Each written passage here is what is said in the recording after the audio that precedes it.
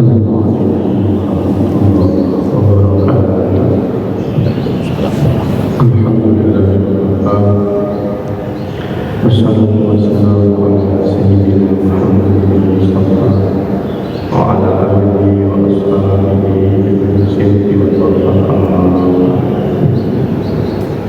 Alhamdulillah, kami jamu'i keofdolan dengan sedoyo dinaringan taufik, dinaringan pertolongan saking saudara Allah Subhanahu wa ta'ala, sehingga kula lan panjenengan sedaya saged sareng-sareng nglampahi salat subuh berjamaah. Mudah-mudahan panjenengan sedaya dengan istiqomah. Shalawat wa salam kita junjungan kula panjenengan sedaya Hadratul Rasul Muhammad sallallahu alaihi wasallam yang tulikan kula lan panjenengan akan syafaat kula lan panjenengan sedaya pikantuk syafaatipun Gusti Kanjeng Rasulullah Muhammad sallallahu alaihi wasallam. Allahumma amin. Hadirin hadirat mustami'in mustami'at rahimakumullah, lajengaken pengaosan kula panjenengan sedaya masih di bab qisasil abd, masih di bab bagaimana seorang sayyid, seorang tuan harus bermuamalah, harus bermuasyarah, harus bergaul dengan sebaik-baiknya, bahkan dengan budaknya sendiri.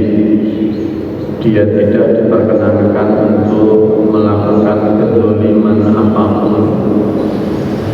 Dia tidak diperkenankan untuk memperlakukan budaknya dengan cara yang tidak benar, sekalipun itu adalah budaknya, sekalipun itu adalah miliknya, karena budak adalah orang yang statusnya dimiliki. Kita lanjutkan. Bismillahirrahmanirrahim. Haddatsana Abdullah ibnu Muhammadin al-Ju'fi qala haddatsana Abu Usamah qala haddatsani Dawud ibnu Abi Abdillah maula Bani Hashim qala haddatsana Abdurrahman ibnu Muhammadin qala akhbaratni jaddati an Ummi Salamah, saking sayyidatina Ummi Salamah ummahatul mukminin, salah setunggalipun garwane Rasulullah sallallahu alaihi wasallam. Diriwayatkan saking sayyidatina Ummi Salamah anna Nabiyya sallallahu alaihi wasallam kana fi baitiha. Suatu saat Hadratul Rasul Kanjeng Nabi Muhammad sallallahu alaihi wasallam niku ketika wonten daleme sayyidatina Ummi Salamah, fadaha wasifatan lahu aulaha fa'abqat. Lalu kemudian Rasulullah nimbali budaknya. Wasifah niku nggih budak alit tapi sampun layak, sampun memiliki kecakapan dalam melakukan tugas-tugasnya, itu namanya wasifah. Suatu saat Rasulullah ketika wonten daleme sayyidatina Ummi Salamah, salah satunggalipun garwane Rasulullah niku nimbali budakipun. Niki rawinya ada syak, ada ragu. Budak ini statusnya lahu aulaha. Ini budaknya Rasulullah atau budaknya Ummi Salamah, gitu. Jadi ada syak, ada keraguan. Maka bahasa hadisnya fada'a wasifatan lahu. Lahu berarti kembali ke Rasulullah, karena pakai dhamir hu niki pilih ngaos bahasa Arab, dhamir yang merujuk kepada zakar, yaitu Kanjeng Nabi. Aulaha atau pakai dhamir laha, niki berarti muannas perempuan. Siapa itu? Sayyidatuna ragu, tidak ingin dua sombong. Ini sangat detail, ya. Terus perawi hadis ini pun ragu dibarengi Allah. Tidak boleh ada kepalsuan, tidak jujur dalam meriwayatkan itu perawi hadis, sehingga kalau jenengan sampai hari ini bisa menikmati hadis ikhratan wontene piantun saya ulama-ulama hebat yang bisa hafal, bisa meriwayatkan dari generasi ke generasi, hingga kalau jenengan sama sakit manggihi hadisnya Rasulullah Shallallahu Alaihi Wasallam. Tentu ini jasa ulama, jasanya sinten malih wonten ulama. Tidak mungkin kalau jenengan hidup bersama Rasul, nyatanya memang kalau jenengan hidupnya boten semasa kali Kanjeng Nabi. Kalau jenengan hidup tahun ini 1445 Hijriah, Rasulullah ini kalau jenengan semerapian hijrahnya saja baru terhitung 1 Hijriah, terpaut hampir 15 abad. Maka kalau jenengan boten pirsa Rasulullah secara yang total sampai hari ini, belum panjenengan boten mendengar langsung dawuhipun Rasulullah, tapi ternyata selama 15 abad ini ada jasa ulama yang meriwayatkan dari satu generasi ke generasi lain hadis-hadisnya Rasulullah Shallallahu Alaihi Wasallam. Inilah ulama. Maka belum jenengan boten saged lepas dari ulama. Belum boten mungkin kalian jenengan ujuk-ujuk maos hadisnya Rasulullah tanpa jasanya Imam Al-Bukhari seperti pagi ini wonten kitab Al-Adab Al-Mufrad ini.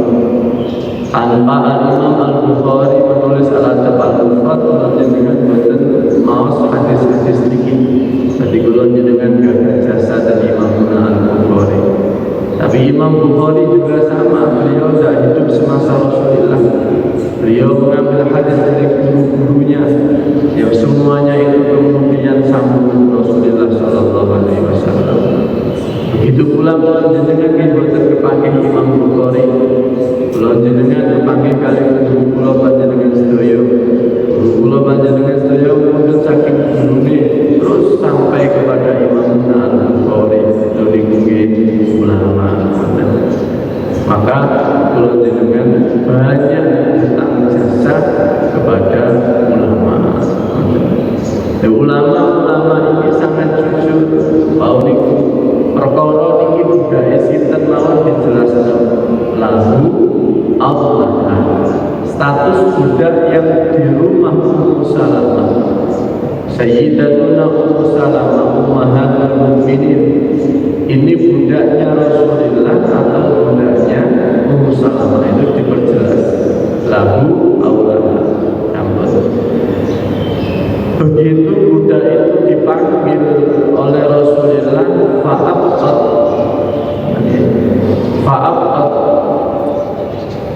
Lalu kemudian budak ini lambat, ditimbali itu boten cak-cak. Kalau saat ini boten sat-sat, boten buat-buat, dipanggil itu lambat. Kata salahnya la'alaha abqat. Dia lambat. Begitu dipanggil ini lambat, fastabaqal ghadabu fi wajhihi sallallahu alaihi wasallam. Lalu kemudian tampak ada kemarahan, tampak ada ghadab fi wajhihi sallallahu alaihi wasallam. Tampak Rasulullah kurang sekejo. Tampak Rasulullah kemudian ada perubahan di raut wajahnya, yang ini dimaknai Rasulullah duka. Jadi Rasulullah itu kalau duka cukup melihat wajah mulia beliau, para sahabat, di antara pun Sayyidatuna Ummu Salamah ini pun pirsa Rasulullah niku kurang sekejo. Yang duka pun tampak Kalau Rasulullah mengumpul karena emosi diri sendiri tidak pernah. Tidak ditemukan riwayat Rasulullah mengumpul karena dorongan emosi karena dirinya sendiri. Jadi kalau Rasulullah berperang beda. Tuli'illahi kalimatillah. Ada syiar-syiar Allah, ada hukum-hukum Allah yang dilecehkan. Rasulullah cukup alhamdulillah untuk membela, untuk mempertahankan, untuk meninggikan agama Allah Subhanahu wa Ta'ala. Lalu Rasulullah timbali, lalu budaknya lambat, tergambar raut di muka mulia Rasulullah Shallallahu Alaihi Wasallam kemarahan. Betul nanti sampai bisu-bisu kalau jadi saya muring-muring oh itu tangani nyepet Rasulullah cukup ada guratan perubahan di wajah mulia beliau, di keluarga Rasulullah maupun sahabat-sahabat Rasulullah, Rasulullah faqamat Ummu Salamah al-hijab, faqamat Ummu Salamah ilal hijab, fawajadat al-wasifata tal'am.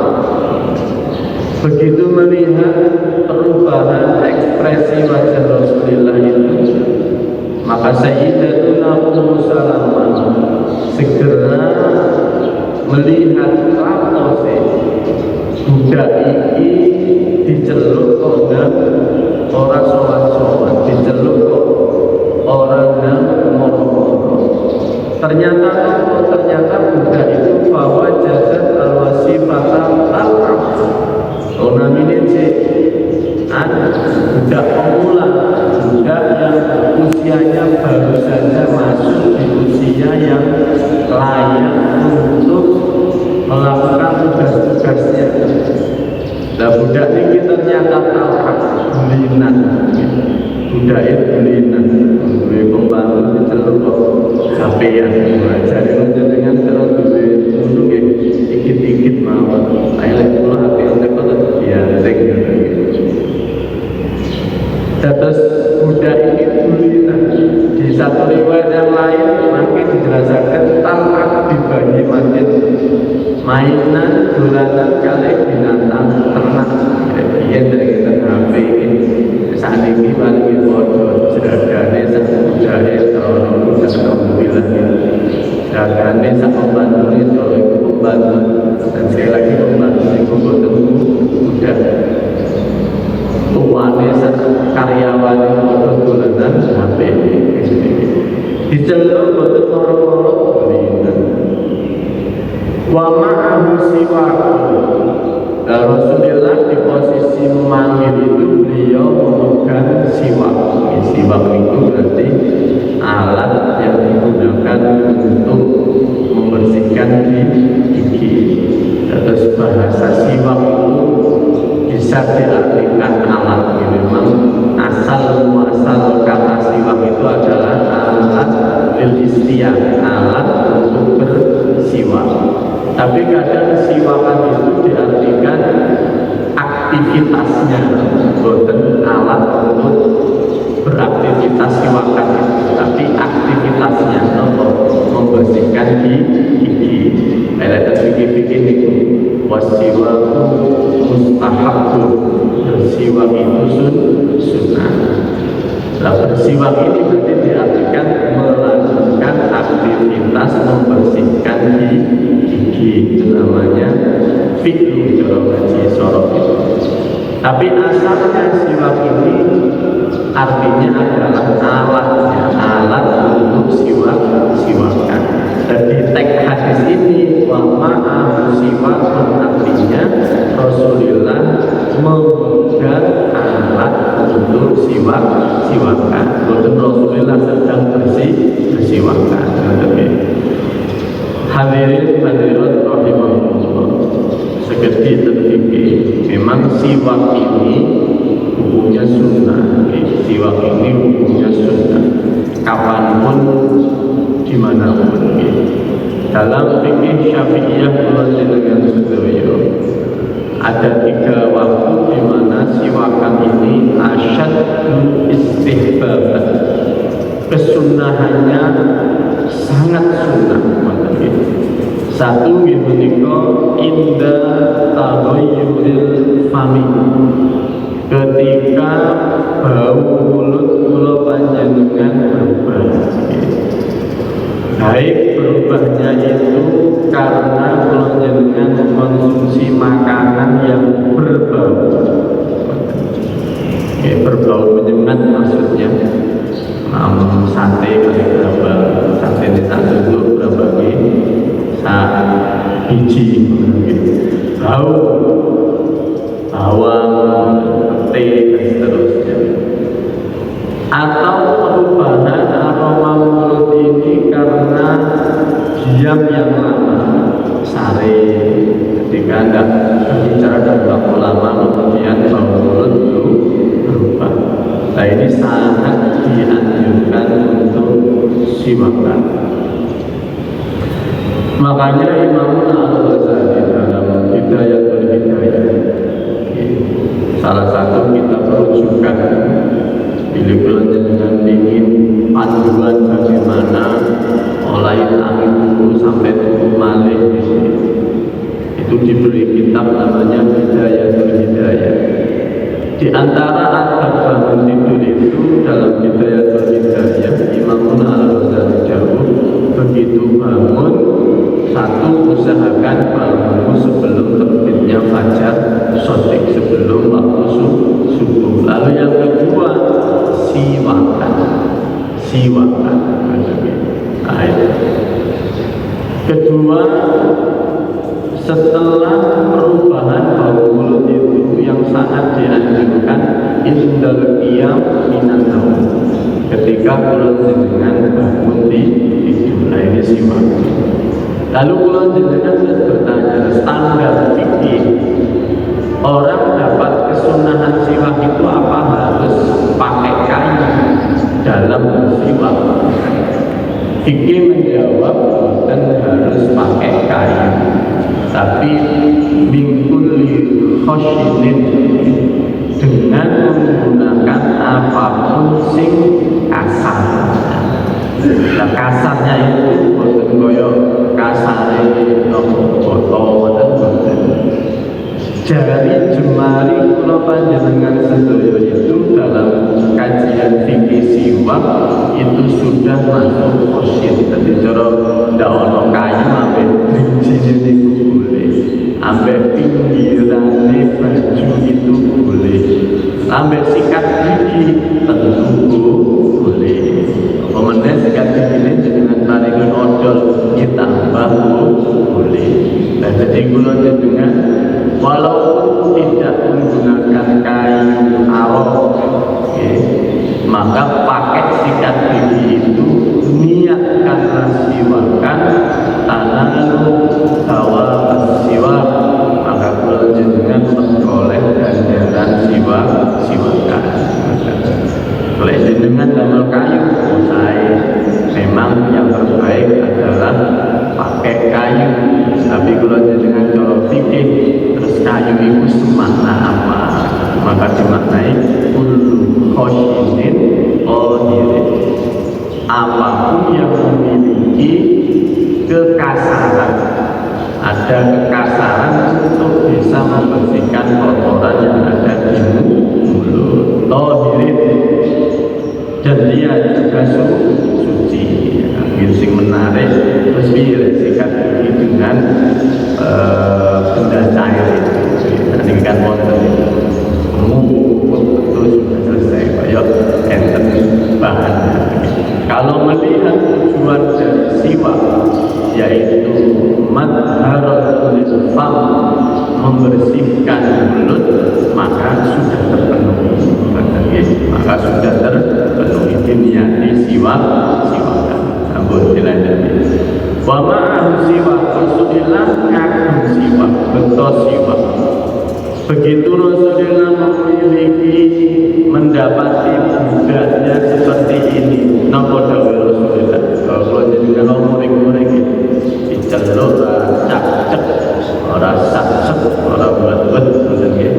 Ternyata dawuhnya ngeten. Faqala laula khasyatul qawati yaumal qiyamah la aujatuki bihadza siwa.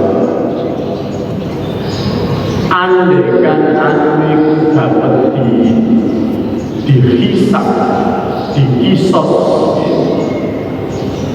nanti di hari kiamat, maka tentulah aku akan menyakitimu, aku akan menghukummu dengan memukulmu dengan siwakku ini. Satu pelajarannya, lu selevel Rasulullah mawon iku lek ngajari kula jenengan sedaya oleh kula jenengan kudu hati-hati dalam memperlakukan budak niku sampai kula jenengan dibutakan al-qawat yaumul qiyamah. Ada kisos nanti di hari kiamat, ada hukuman yang setimpal yang akan diperhitungkan oleh Allah Subhanahu wa Ta'ala dari perilaku kula jenengan sedaya selaku umat kepada budak kula panjenengan sedaya. Bahkan hanya dari sekedar memukul dengan alat siwak. Tak pundi gedene siwakan itu. Enten yang siwakan tetap dari sak meter. Mboten enten. Siwakan itu paling enten iku 15-20 cm.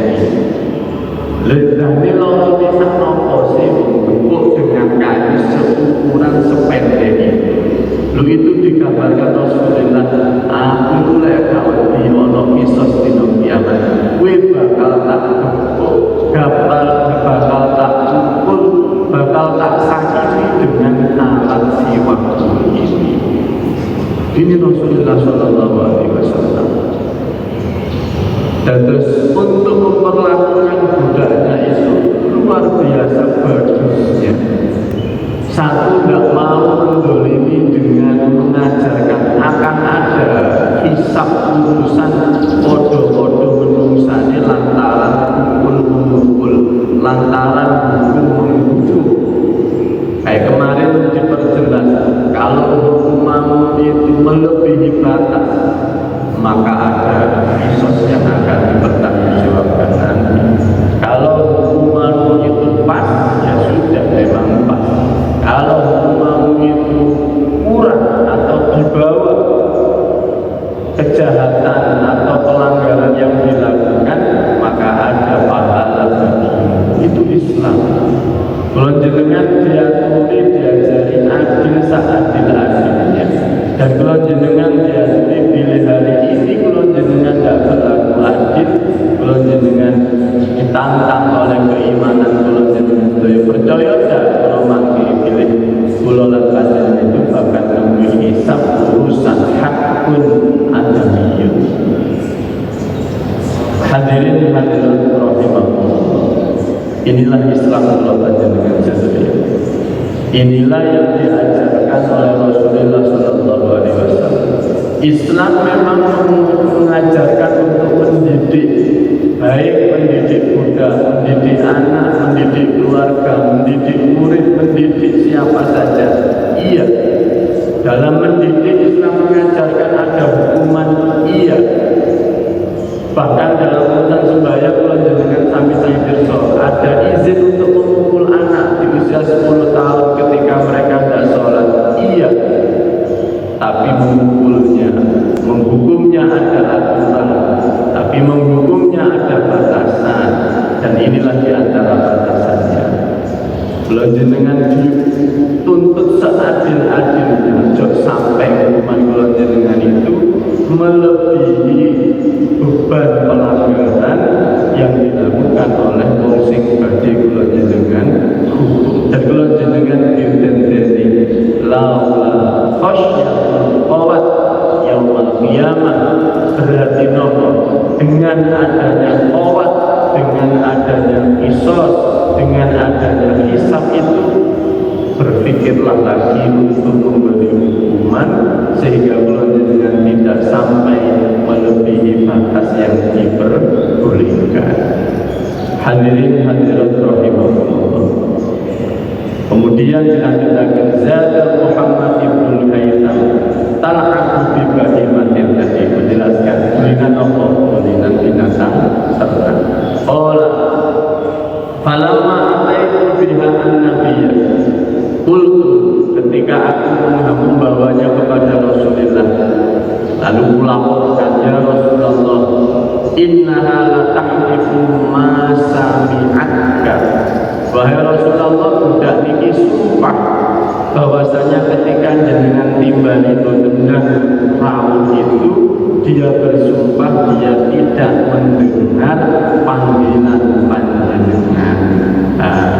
Jadi ketika mau marah, kalau jenengan ini sumpah ditakoni dhisik, lalu diceluk orang moro-moro, ternyata dawuhe nopo, ngomonge nopo, kula mboten pireng panggilan panjenengan. Lu alasan ini harus dipertimbangkan. Jangan lantas dengan sakarepe dhewe, pokok diceluk ora ono dihukum, pokok diceluk ora ono dihukum. Jenengan itu pertimbangkan dia punya alasan apa, dan kalau jenengan ketika mendengar alasannya, hukum asal itu al-aslu bara'atul dhimmah, hukum asal itu wong itu benar, hukum asal itu orang itu benar, jangan dibalik. Oh, tak mungkin mereka ojo, hukum asal orang itu benar. Kalaulah kemudian kita menghukuminya dia salah, maka kalau jenengan pilih NDE saja dulu, tapi apen-apen bertemu. Baik hadisnya. Lalu kemudian tadi Rasulullah laula khasyatul qawat yaumal qiyamah la aujatuki bihadas siwak, la aujatuki bihadas siwak.